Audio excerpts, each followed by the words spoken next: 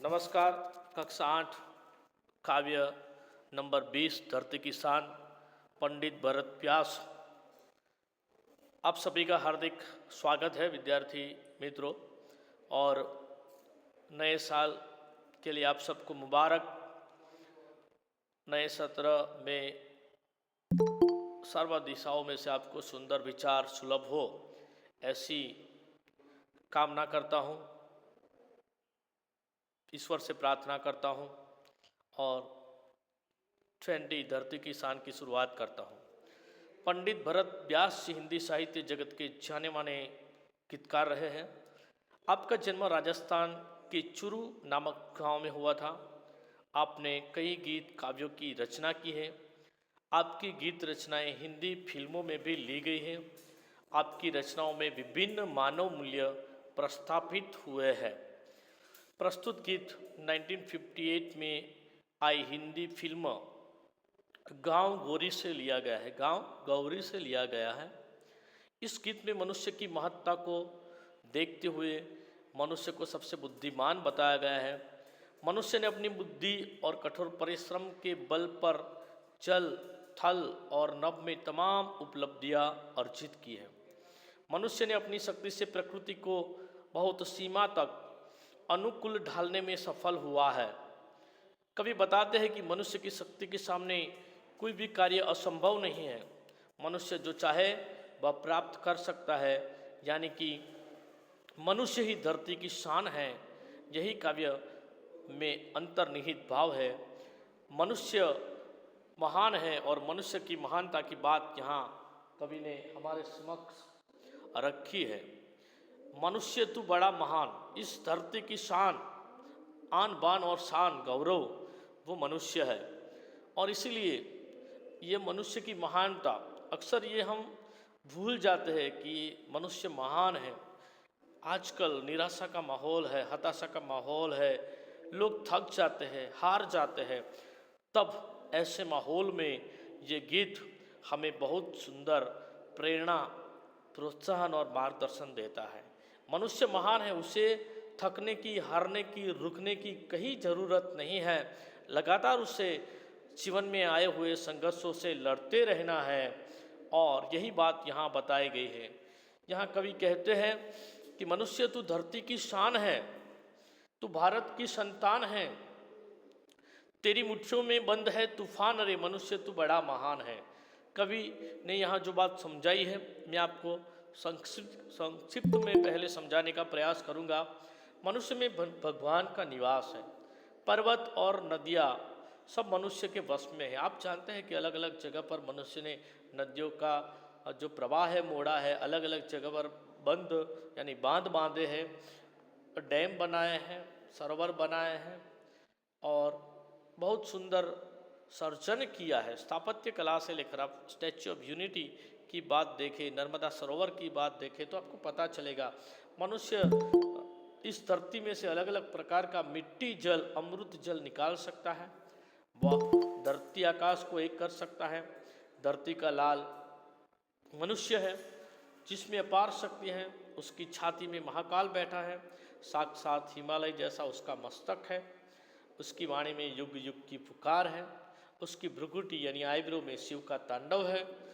समय को भी थामने की ताकत मनुष्य रखता है और कोई सीमा नहीं है। मनुष्य की शक्ति, उसकी कोई सीमा नहीं है, असीम है।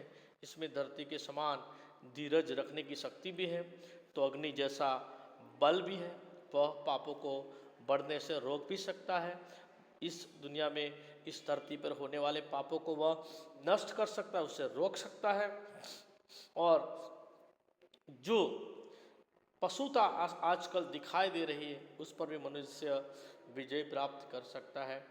वह आकाश से ऊंचा उड़कर दिखा सकता है और काल को भी रोक सकता है, यानी कि स्काई इज़ द लिमिट। वह कुछ भी कर सकता है, वह समय को भी थाम सकता है।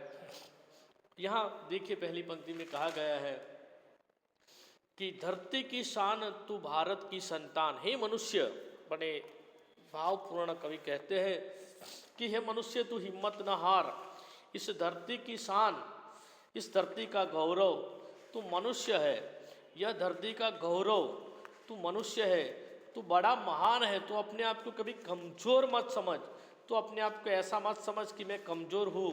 आने वाली अनेक मुसीबतों और रुकावटों से डरने की कहीं भी ज़रूरत नहीं है। तू अपने आप को कमज़ोर मत समझ। हे मनुष्य, तू बहुत महान है। इस धरती पर तेरा सर्जन भगवान ने सच्चे अच्छे कार्यों के लिए किया है। इसलिए मनुष्य, तुझे निराश होने की ज़रूरत नहीं है, तुझे हताश होने की ज़रूरत नहीं है। ये मनुष्य, तू बहुत ही बड़ा महान है। तू हिम्मत मत हार, तू बहुत ही महान है। यानी कि हे मनुष्य, हे भारत माता की संतान, तू इस धरती का गौरव है। तू आने वाले तूफान को अपनी मुट्ठियों में बंद कर सकता है। हे मनुष्य, सचमुच तू बहुत महान है, शक्तिशाली है, भाग्यशाली है। ऐसा कहा जाता है कि चट्टानों से टकराए उसे तूफान कहते हैं और तूफानों से टकराए उसे इंसान कहते हैं। चट्टानों से टकराए उसे तूफान कहते हैं और तूफानों से टकराए उसे इंसान कहते हैं। हे भारत माता की संतान, तू इस धरती का गौरव है। तू तूफान को अपनी मुट्ठियों में बंद करने की शक्ति रखता है। हे मनुष्य, सचमुच तू बहुत महान है, शक्तिशाली है। तुझे अपने होने पर, अपनी महानता पर गौरव होना चाहिए। ऐसा कवि कहती है। शान यानी कि गौरव। हे भारत माता की संतान, तू इस धरती का गौरव है, इस धरती की शान है। और आगे कवि कहते हैं, तू चाहे नदियों के मुख को भी मोड़ दे, तू चाहे तो पर्वत पहाड़ों को फोड़ दे, तू चाहे नदियों के मुख को भी मोड़ दे, तू जो चाहे माटी से अमृत निचोड़ दे, तू चाहे धरती को अंबर से जोड़ दे। अमर तेरे प्राण मिला तुझको वरदान, तेरी आत्मा में स्वयं भगवान है। कभी कहते हैं कि हे मनुष्य, तू चाहे तो पर्वत को फोड़ सकता है।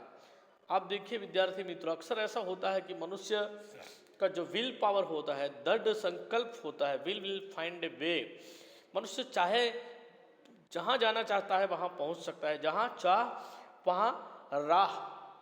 अक्सर एक जगह मैंने सुना था कि पहाड़ को एक अकेले व्यक्ति ने तोड़कर बहुत लंबे किलोमीटर का रास्ता जो तय करना पड़ता था, उसके बदले में उसने पर्वत को काट कर, पहाड़ी इलाके का एक वृद्ध था, बूढ़ा था, उसने यह काम किया था। मतलब पर्वत को फोड़कर वह रास्ता बना सकता है।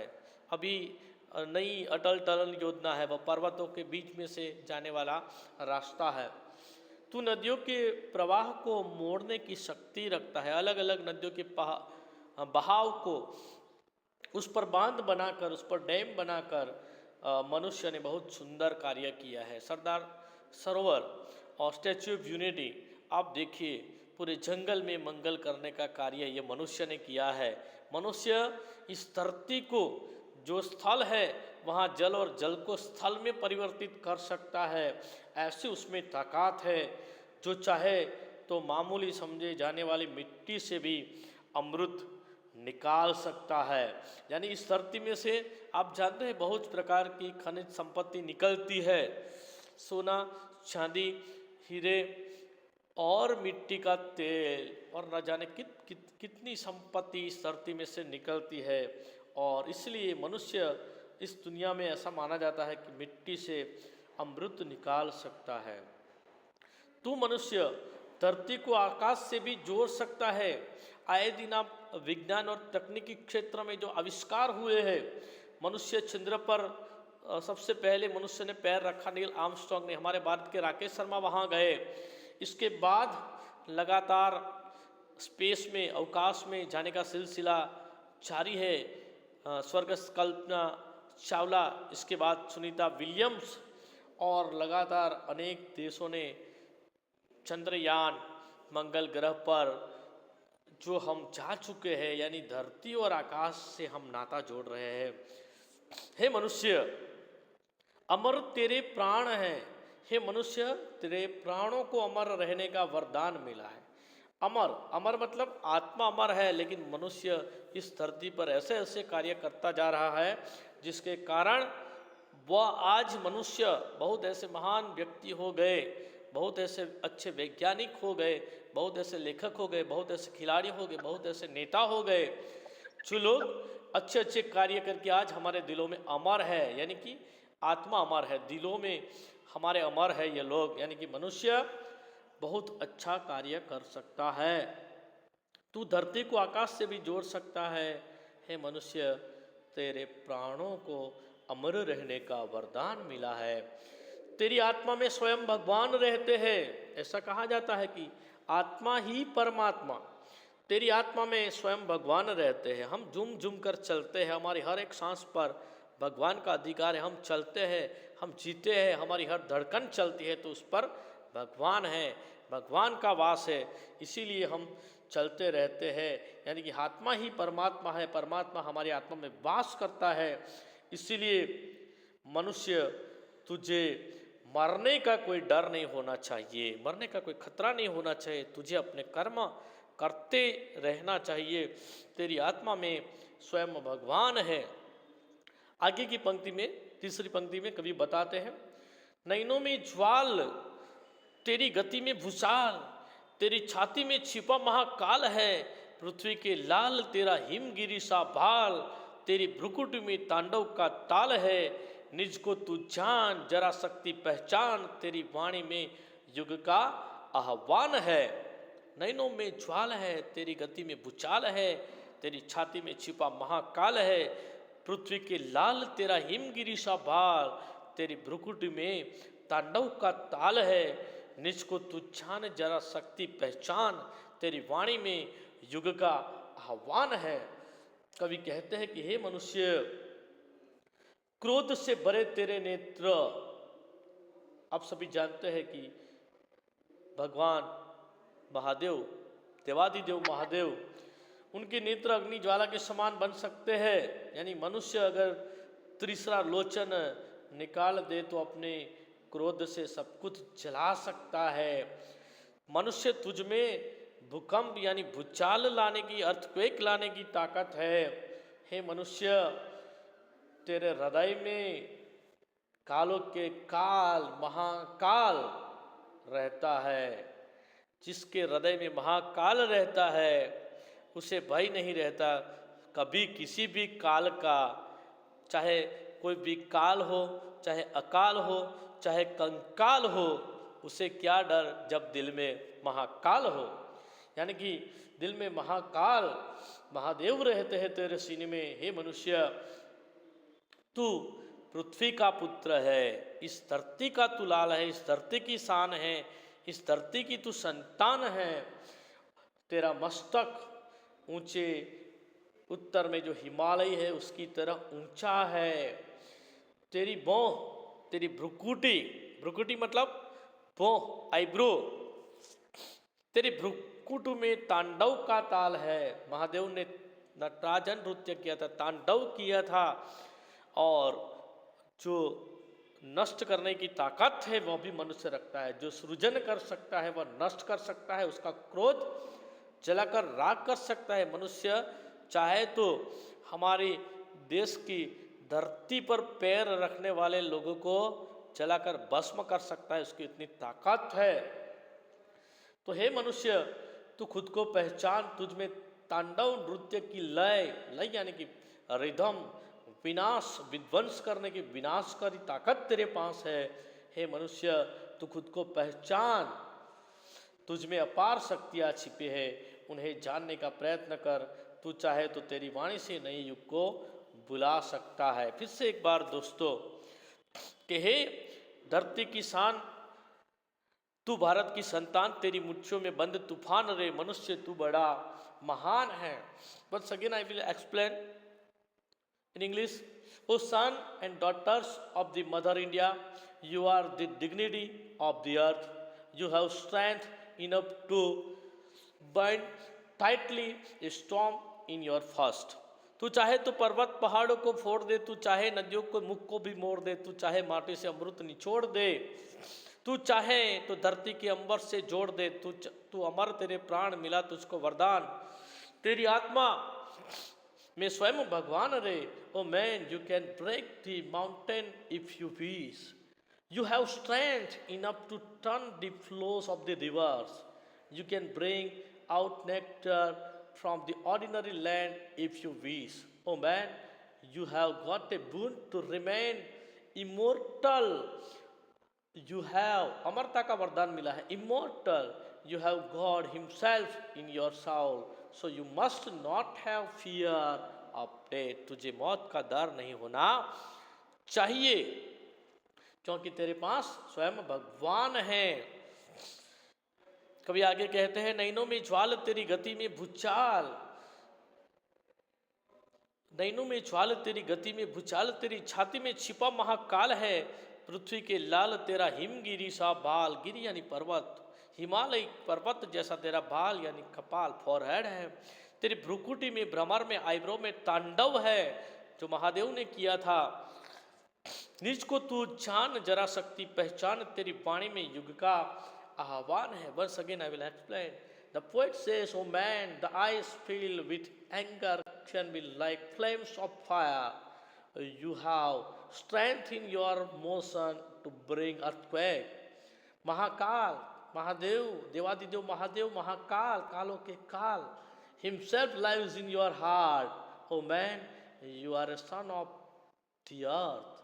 You have strength of Lord Shiva's Tandav, dance in your eyebrows, strength of your destroying, power of destroying. O man, know yourself.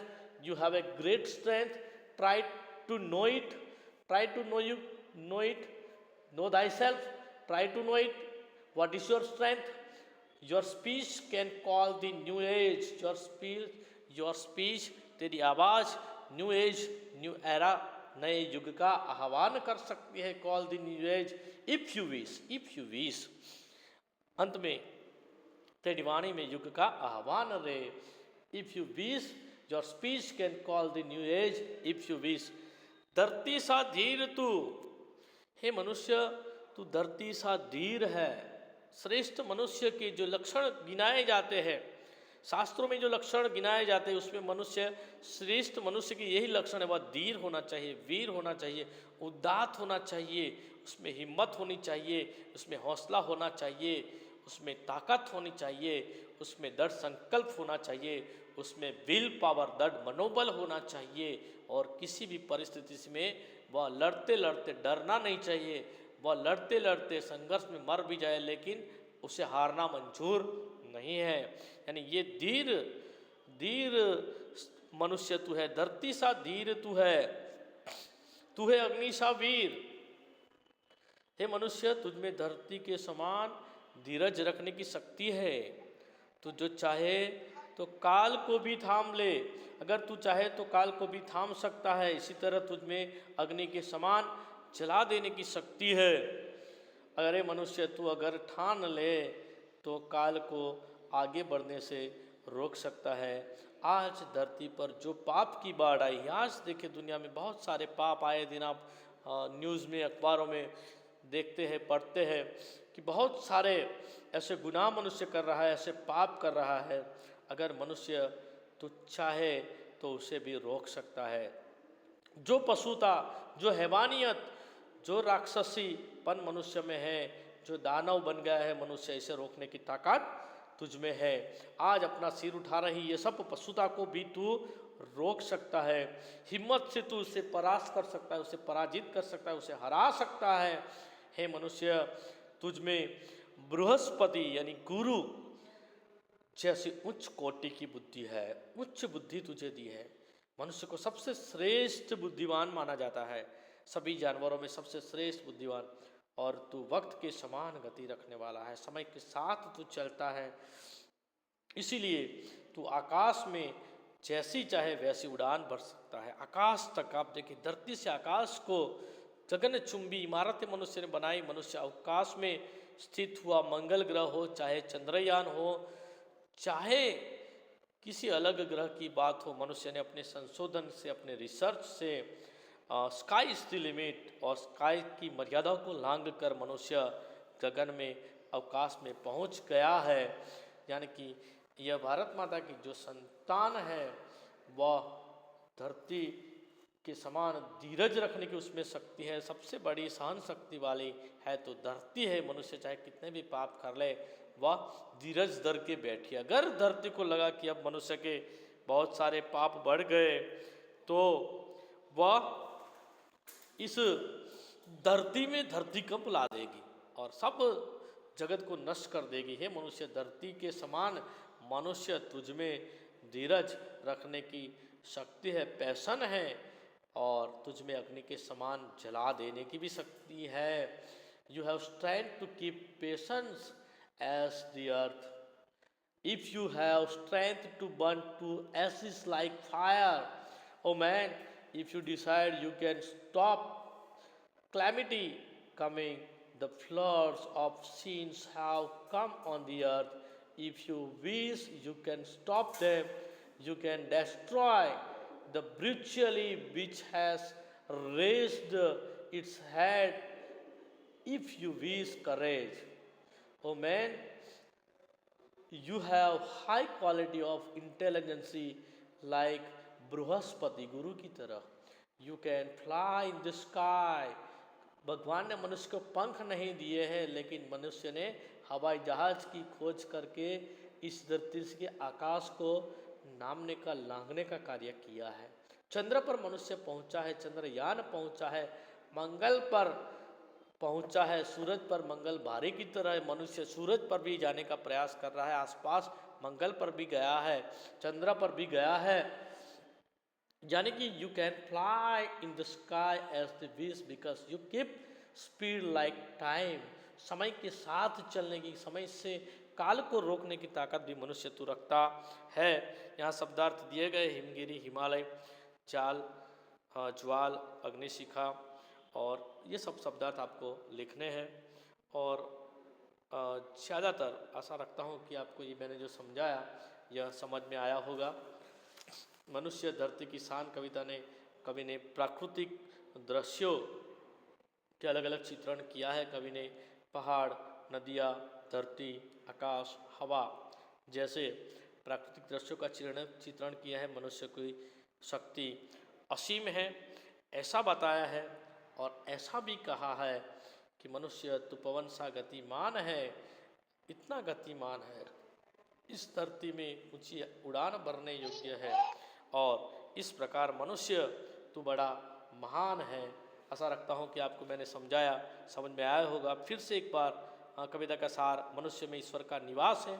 मनुष्य पर्वत, नदियाँ उसके वश में है, वह चाहे वह उसके बहाव को रोक सकता है, मिट्टी से अमृत जल निकाल सकता है। पृथ्वी के लाल यानी कि मनुष्य में बहुत बड़ी शक्तियाँ हैं और उसकी छाती पर, उसके हृदय में महाकाल है, साक्षात हिमालय जैसा उसका मस्तक है। उसकी वाणी में युग की पुकार है और उसकी भ्रुकुटी में, उसकी भौं, उसकी आईब्रो में